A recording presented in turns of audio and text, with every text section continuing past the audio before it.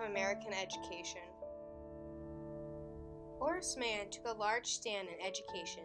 He wanted even the poor to get a first-class education.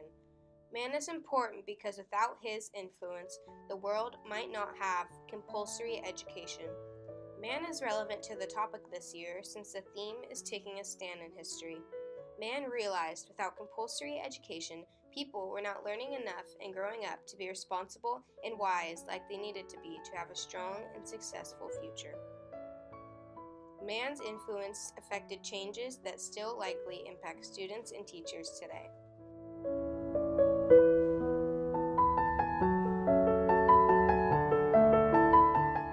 Horace Mann took a stand because he cared for the children and people of the United States of America.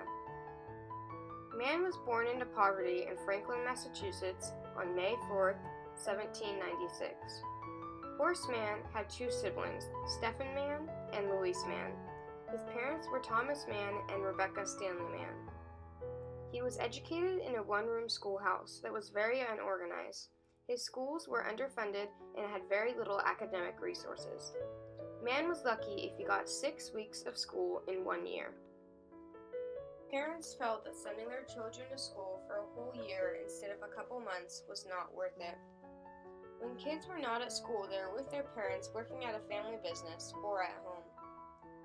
Parents did not want to send their kids to school to be educated because they needed help at home to sell crops or tools so that the family could support all its members.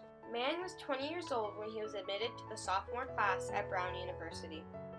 Further in his life, he started to notice that the public schools were not teaching kids enough, but private, expensive schools were. Mann understood that education was the key to solving mankind's social ills. He had 6 principles of education. The first principle of education talks about how the public should no longer remain ignorant to education and what the children were learning. Mann wanted people to realize that children were not learning. The second principle talks about how if the people work together, they can pay enough money to help sustain a school or more schools to teach children and make sure they get a good education. That's why Mann doesn't want people to be ignorant. The third principle talks about both the first and second principle. By doing both the first and second, the people can achieve the third. When the people work together and pay money to sustain schools, they can have teachers that want to teach. They'll have schools that are educating children and children that want to learn. The fourth principle talks about how education should be non-sectarian, which can help with bullying, and that way kids don't get physically or emotionally hurt because of their beliefs or their race. The fifth principle is leaning towards the teachers. When they teach, they need to focus on their methods of teaching and discipline. The sixth principle talks about how the schools should look into who they hire and who they have working for them. Look into people who want to teach and have a good record, not just people who are doing it for the money. Though these principles were written in 1868, Horace Mann's ideas are still relevant today. He had a wife named Charlotte Messer, which he divorced, then remarried to Mary Tyler Peabody Mann. They had 3 kids, George, Benjamin, and Horace Mann Jr. Mary grew up in Salem, Massachusetts. She left her home when she was 18 to go and teach in Maine. When Mary was in her mid-20s, she moved to Boston to help teach young children. Later, in 1833, Mary went with her 6th sister to Cuba. During 1853, she moved into her brother's house and started teaching and tutoring kids in the Italian language. Mary went back to Salem and made her own successful school. In 1837, Mann became the secretary to the Massachusetts Board of Education. Mary may have helped Horace sustain a good public image, but she also wrote books during her free time. There was 3 people on the 1837 Massachusetts Department of Higher Education: Horace Mann, Josiah Quincy, and Junior James Carter.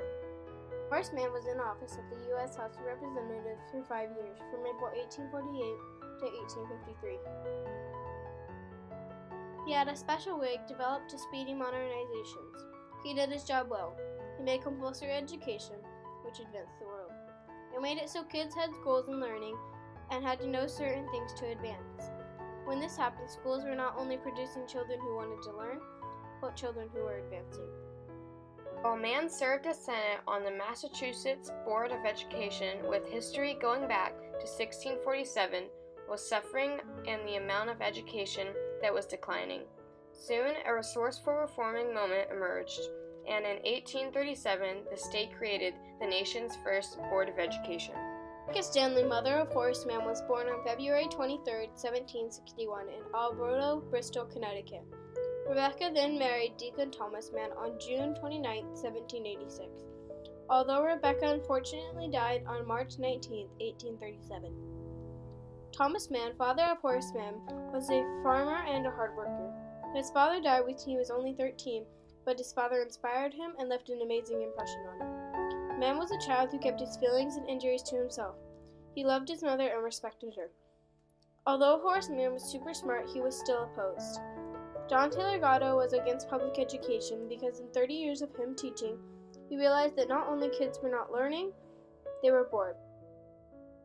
John Taylor Gatto may not have been alive during Mann's time, but he still opposes public education. Horace Mann took a stand against parents and private schools. The way he did this was by spreading the idea of compulsory education. Private schools were expensive and many families could not afford to send their kid to school. Most families didn't care because they could have their children help them work where they live. Private schools wanted children to go there so they could earn more funds.